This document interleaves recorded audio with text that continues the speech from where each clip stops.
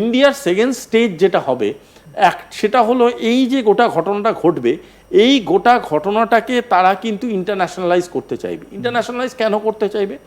Internationally ভারতের যে স্টেটাসটা আছে সেটা কিন্তু বাংলাদেশ তার তুলনায় কিচ্ছু না।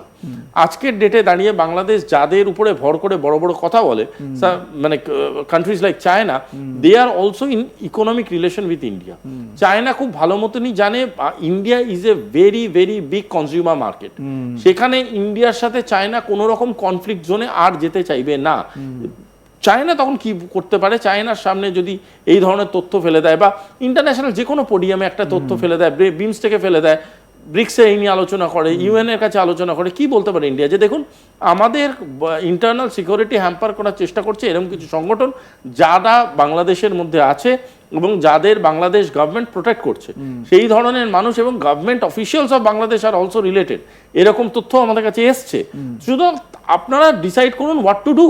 সেক্ষেত্রে আমি তোমাকে বলছি যেটা ঘটতে পারে, looking as India as an opportunity, as a very very important territory, বহু দেশ ব্যাকফুটে চলে যাবে সাপোর্টিং বাংলাদেশ। তারা চেষ্টা করবে সঙ্গে সঙ্গে ইন্ডিয়ার সাথে কানেক্টিভিটি তৈরি করার এবং ইন্ডিয়ার পাশে এসে দাঁড়ানো। সেক্ষেত্রে বাংলাদেশের কিন্তু ইন্টারনাল প্রেশার সাংঘাতিকভাবে বাড়বে। এবং আমি বারবার বলছি আবার, চায়না সেক্ষেত্রে নয় একটা ভীষণ নিউট্রাল স্ট্যান্ড নেবে, নয় প্রো ইন্ডিয়া স্ট্যান্ড নেবে। কেন নেবে? কারণ চায়না ইকোনমিটা বোঝে, চায়না ক্যাপিটালিস্ট মাইন্ডসেটটা ভালো মতো বোঝে। চায়না জানে কিভাবে তার মালপত্র যা তৈরি হচ্ছে, ম্যানুফ্যাকচার্ড গুডস কোথায় বিক্রি হবে, তারা ভালো করে বোঝে। এবং ব্যবসায়িক মাইন্ডসেটে সে কোনোদিনই কনজিউমার মার্কেটের সাথে ঝামেলায় যাবে না। তাই জন্য চায়না সবসময় চাইবে এমন একটা স্ট্যান্ড নিতে, make a very clear statement যে ভাই তুমি যদি এরকম ঘটনা ঘটিয়ে থাকো তার দায়িত্ব নাও, যারা যারা আছে তাদের শাস্তি দাও, don't get into hour business line. Simple কথা। থার্ড, যেটা ভীষণ ভীষণ গুরুত্বপূর্ণ একটা জিনিস, সেটা হলো ভারত যেই মুহূর্তে ইন্টারন্যাশনাল সাপোর্টটা যদি পেয়ে যাচ্ছে, সেই মুহূর্তে ভারত নিজের অলরেডি কিছু স্যাংশনস বাংলাদেশকে দিয়েছে। স্যাংশনস শুধু বাড়বে নয়, ভারতবর্ষ আজকের ডেটে এমন এমন পোডিয়ামের মেম্বার এবং চেয়ার হোল্ড করে, যে পোডিয়ামগুলোকে ইউজ করে বাংলাদেশকে মাল্টিপল স্যাংশনসের সামনে ফেলতে পারে। সেই মাল্টিপল স্যাংশনস হ্যান্ডেল করার ক্ষমতা বাংলাদেশের নেই। বাংলাদেশ তার মানে কি বলে ইমিডিয়েট গুরুত্ব থেকে স্বাধীনতার সময়কার টাকা ফেরত চাইছে। মানে আমি আজকে একজন বিশিষ্ট ভদ্রলোকের সাথে কথা বলছিলাম, আমি তাকে বলছিলাম যে এই প্রক্রিয়াটা যদি শুরু হয় আমরা এটাকে ওয়েলকাম করতে চাই। তার কারণ হচ্ছে আমরা তাহলে ইউকের সাথে কথা বলবো আমাদের স্বাধীনতার সময়কার টাকা পয়সা ফেরত দিতে, তাহলে which is almost like 3 times of their own. ফিরে আসবে কোহিনূর কি বলো, ওদের জিডিপি 3 times ফেরত আসবে। So it's huge. যাই হোক, এই ধরনের বোকা বোকা ওরা ডিমান্ড করেছে এবং বাংলাদেশ মনে করে পাকিস্তান দাঁড়াবে। পাকিস্তান বাংলাদেশের ইন্টারনাল ম্যাটার, সেটা নিয়ে আমি কোনো মন্তব্য করতে ইচ্ছুক নই আপাতত। কিন্তু বাংলাদেশের বোঝা উচিত এই ধরনের যে শিশুসুলভ আচরণগুলো করছে, সেই শিশুসুলভ আচরণগুলো যদি একটা বড় সিন্ডিকেট বা একটা সিনার্জিক এনভায়রনমেন্টে তারা সবাই মিলে বলে যে আমরা এটাকে ভালো চোখে দেখলাম না। যখন গ্লোবাল পিসের কথা বলা হচ্ছে, যখন ডোনাল্ড ট্রাম্প নিজের জায়গা থেকে বলছে উই ওয়ান্ট পিস এভরিওয়্যার, যখন কনফ্লিক্টকে খুব খারাপ চোখে দেখা হচ্ছে, যখন even Russia is about to answer why it is doing something or the other, যেখানে ইসরায়েল প্যালেস্টাইন এভরিওয়্যার পিস নিয়ে কথা হচ্ছে, সেখানে যদি কোনো দেশ আর্টিকুলেটেড ভাবে কোনো দেশের মধ্যে কোনো রকম এই ধরনের অশান্তি ঘটানোর জন্য ইনভলভ থাকে, তাহলে সেই দেশটা কিন্তু will become internationally answerable. Everybody তাকে কোয়েশ্চেন জিজ্ঞেস করবে এবং তারা উত্তর দিতে বাধ্য। তখন কিন্তু পালিয়ে বাঁচতে পারবে না, পরিষ্কার কথা। যদি সেটা হয় তাহলে কিন্তু বাংলাদেশ শুধুমাত্র ভারতের থেকে যে স্যাংশন পেয়েছে সেটা ভলিউমেট্রিক্যালি বাড়তে পারে এবং বিমস্টেকের বাকি যে দেশগুলো আছে তারাও তখন বিভিন্ন রকমভাবে স্যাংশন দেবে। যে দেশগুলো ব্রিক্সের সাথে রিলেটেড তারাও তখন ভেবে দেখবে কতটা বাংলাদেশের সাথে ট্রানজাকশন তৈরি করবে।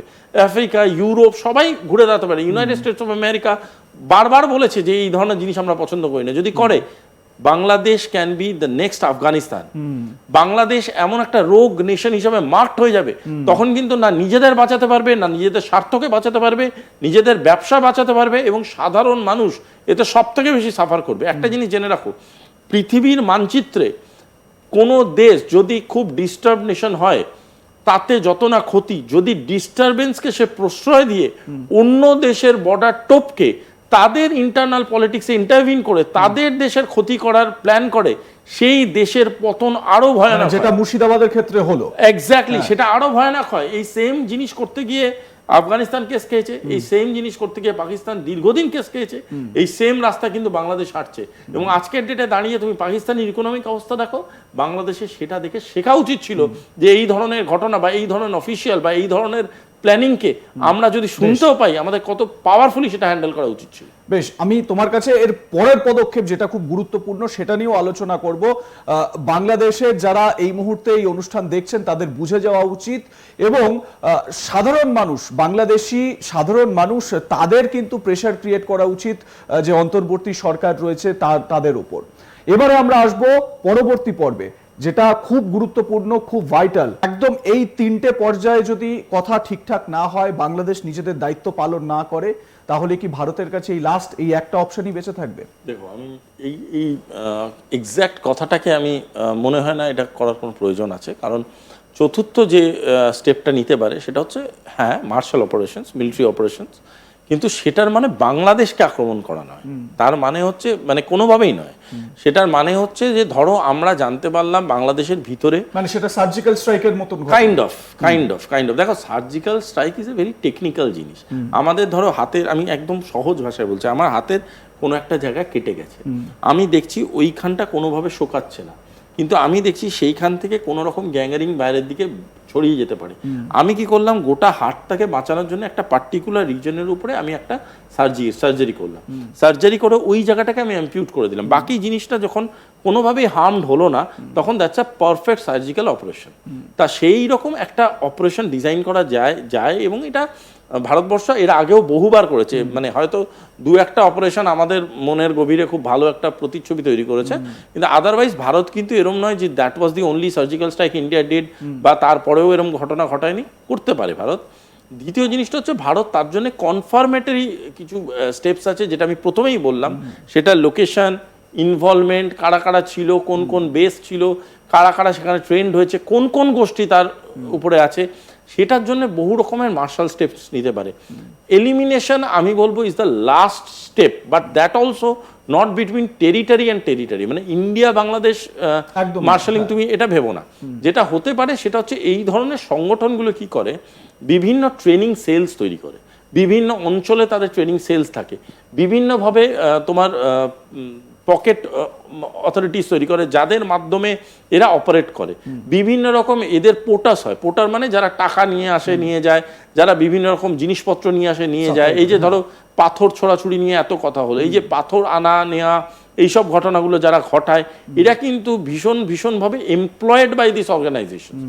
এই লোকগুলোকে আইডেন্টিফাই করা এবং এদেরকে আইনতভাবে ট্রিট করা, এটাকে আইনতভাবে ট্রিট করতে পারে। যদি কনফ্লিক্ট হয়, মানে কোনো রকম কনফ্রন্টেশনে আসে, they can be eliminated also by the forces, but that is something India will be doing as the last step